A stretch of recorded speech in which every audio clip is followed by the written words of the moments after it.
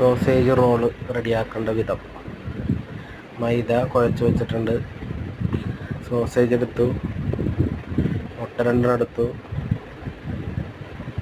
ഒരിത്തിരി വെള്ളത്തിലേക്ക് ഒരിത്തിരി കുരുമുളക് പൊടി, ഇത്തിരി ഉപ്പിട്ട് മിക്സ് ചെയ്ത് ഒരു മുട്ടയും പൊട്ടിച്ചിട്ട് വെട്ടിയെടുത്ത് മാറ്റി വെക്കണം.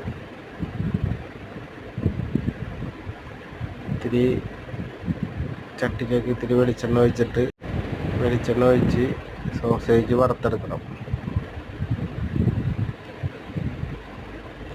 കുഴച്ച് വെച്ച മൈദ എടുത്ത് ഉണ്ടയുണ്ടാക്കി ഇത്തിരി വെളിച്ചെണ്ണ ഒഴിച്ച് അതിൻ്റെ മുകളിലേക്ക് ഇട്ട് പരത്തിയെടുക്കണം.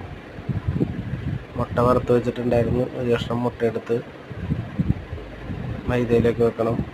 Role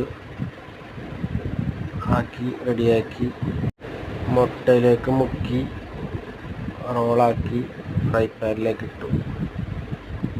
sausage ready.